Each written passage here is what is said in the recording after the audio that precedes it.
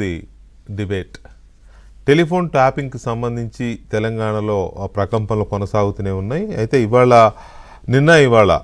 కీలకమైన పరిణామాలు చోటు చేసుకున్నాయి. టెలిఫోన్ ట్యాపింగ్ కేసు దర్యాప్తుని తెలంగాణ ప్రభుత్వం నియమించిన సిట్ దర్యాప్తు చేస్తోంది. అయితే దీని మీద కేంద్రం దృష్టి పడింది. కేంద్రం దీని మీద స్పెషల్ ఫోకస్ పెట్టినట్టుగా కనపడతా ఉంది. కేంద్ర హోంశాఖ నుంచి అధికారులు నిన్న ఇక్కడికి వచ్చారు, హైదరాబాద్ వచ్చారు. ఎందుకంటే కేంద్ర హోంశాఖ సహాయ మంత్రిగా ఉన్న బండి సంజయ్ గారి ఫోన్ ట్యాప్ అయిందనే విషయాన్ని ఇప్పటికే ఒకసారి తన వివరాలు ఇచ్చిన సంజయ్ మళ్ళీ రెండోసారి పిలవడంతో ఆయన డిపార్ట్మెంటే కాబట్టి కేంద్ర హోంశాఖ అధికారులు కూడా ఇక్కడికి వచ్చి వాళ్ళ దగ్గర ఉన్న సమాచారాన్ని ఆయనతో షేర్ చేసుకుని ఇక్కడున్న సమాచారాన్ని వాళ్ళు తీసుకుని వెళ్ళారు. అయితే తెలంగాణలో ప్రకంపనలు రేపుతున్న ఈ టెలిఫోన్ ట్యాపింగ్ కేసు దర్యాప్తుని కేంద్ర ప్రభుత్వ ఏజెన్సీలు, దర్యాప్తు ఏజెన్సీలు, అది మేబీ సిబిఐ కావచ్చు, లేకపోతే ఇంకేదన్నా దర్యాప్తు సంస్థకి ఇస్తారో తెలియదు, కానీ మొత్తం ఏదైతే కేంద్ర హోంశాఖ దృష్టి పడింది అనేది స్పష్టం.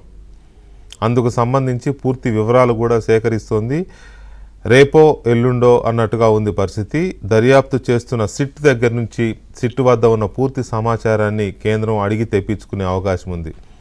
ఎందుకంటే ఇది ఒక తెలంగాణలో జరిగిన ఈ ఫోన్ ట్యాపింగ్ జరిగినట్టుగా చెప్పబడుతున్న ఈ ఫోన్ ట్యాపింగ్ అనేది ఒక తెలంగాణకే పరిమితం కాలేదు. తెలంగాణతో పాటు ఆంధ్రప్రదేశ్ నాయకులతో పాటు ఢిల్లీకి సంబంధించిన నాయకులు, కేంద్ర ప్రభుత్వంలోని నాయకుల ఫోన్లు కూడా ట్యాప్ అయ్యాయని చెప్తున్నారు. కాబట్టి ఇది పూర్తి స్థాయిలో పెద్ద ఎత్తున దీన్ని దర్యాప్తు చేయాలనే ఒక ఆలోచన కేంద్ర ప్రభుత్వం వైపు నుంచి కనబడుతుంది.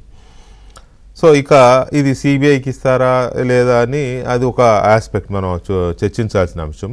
ఇక రెండోది, దీంట్లో ఇవాళ బయటపడుతున్న అంశాలు ఏంటంటే ఆల్రెడీ విన్నదే, ఇంతకుముందు కూడా కుటుంబ సభ్యుల ఫోన్లు కూడా ట్యాప్ చేయించారని, హరీష్ రావు గారి ఫోన్ ట్యాప్ చేయించారని, హరీష్ రావు గారి సతీమణి ఫోన్ ట్యాప్ చేయించారని, ఇట్లా సంతోష్ రావు ఫోన్ ట్యాప్ చేయించారని, కొంతమంది సెలబ్రిటీల ఫోన్లు ట్యాప్ చేయించారని, సినిమా వాళ్ళ ఫోన్లు కూడా ట్యాప్ చేయించారని ఇలాంటివి మనం విన్నాం. కానీ ఇవాళ సిట్ దగ్గర విచారణకు హాజరైన కేంద్ర హోంశాఖ సహాయ మంత్రి బండి సంజయ్ చెప్పిన వివరాల ప్రకారం ఆయన ఫోన్తో పాటు రేవంత్ రెడ్డి ఫోన్తో పాటు, అంటే ప్రస్తుత ముఖ్యమంత్రి అప్పటి పిసిసి అధ్యక్షుడు రేవంత్ రెడ్డి గారి ఫోన్తో పాటు ఇంకా చాలామంది ఫోన్లు ట్యాప్ చేశారు. కీలకమైన నాయకులు, రాజకీయాల్లో కీలక పదవుల్లో ఉన్న నాయకుల ఫోన్లు ట్యాప్ చేయించడమే కాకుండా ఆయన అన్న మాట ఏంటంటే వావి వరుసలు లేకుండా ఇంట్లో వాళ్ళు కూడా ఫోన్లు కూడా ట్యాప్ చేయించుకున్నారు. అది హరీష్ రావు ఫోన్ కూడా ట్యాప్ అయింది. హరీష్ రావు ఫోన్ మాత్రమే కాదు, కవిత ఫోన్ కూడా ట్యాప్ అయింది అని కేంద్ర హోంశాఖ సహాయ మంత్రి బండి సంజయ్ ఇవాళ సిట్ దగ్గర విచారణకు హాజరై బయటకు వచ్చని చెప్పిన మాట.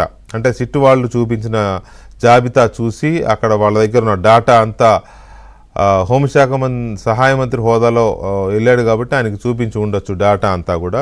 వాటిని బేస్ చేసుకుని కవిత ఫోను, హరీష్ రావు ఫోన్తో పాటు వీళ్ళందరి ఫోన్లు హ్యాక్ అయ్యాయి అనేది ఆయన చెప్పిన మాట. సో ఇంత స్థాయిలో చేయాల్సిన అవసరం ఎందుకు వచ్చింది? చేయించిన సూత్రధారు, చేసిన వాళ్ళు ఎవరో తెలుస్తోంది. చాలామంది మీద విచారణ జరుగుతోంది, చాలామంది హాజరవుతున్నారు, ఇదంతా నడుస్తూ ఉంది. సూత్రధారి ఎవరు? స్వయంగా కల్వకుంట్ల కుటుంబ సభ్యుల ఫోన్లే ట్యాప్ చేయించారు అంటే అది సంతోష్ రావు కావచ్చు, కవిత గారు కావచ్చు, లేకపోతే హరీష్ రావు కావచ్చు, వీళ్ళ ఫోన్ కూడా ట్యాప్ చేయించారు అంటే అంత అవసరం ఏమొచ్చింది, ఎవరికి వచ్చింది, అవసరం ఏముంది, ఎందుకుంది, ఎవరికి ఉంది అనే అంశాలు ఇప్పుడు చాలా చర్చనీయాంశంగా మారాయి. ఇది పెద్ద ముందు కొంచెం సెన్సేషన్ అయ్యే అవకాశం ఉంది. ఎట్ ది సేమ్ టైం అప్పటి ఆంధ్రప్రదేశ్ ప్రభుత్వంతో కూడా కొల్లుడై, వీళ్ళు కొల్లుడయ్యారా, వాళ్ళు వీళ్ళతో కొల్లుడయ్యారా పక్కన పెడితే రెండు ప్రభుత్వాలు, జగన్ ప్రభుత్వం, కేసీఆర్ ప్రభుత్వం కొల్లుడై ఆంధ్రప్రదేశ్లోని కీలక నేతల ఫోన్లు కూడా ట్యాప్ చేశారు అనేది ఇంకొక అభియోగం. దీని మీద కూడా చాలా చర్చ నడుస్తూ ఉంది. ఇది ఓవరాల్గా ఇప్పటి వరకు ఉన్న అప్డేట్స్ దీనికి సంబంధించి. ఈ అంశం మీద మనతో చర్చలో పాల్గొంటున్నారు కాంగ్రెస్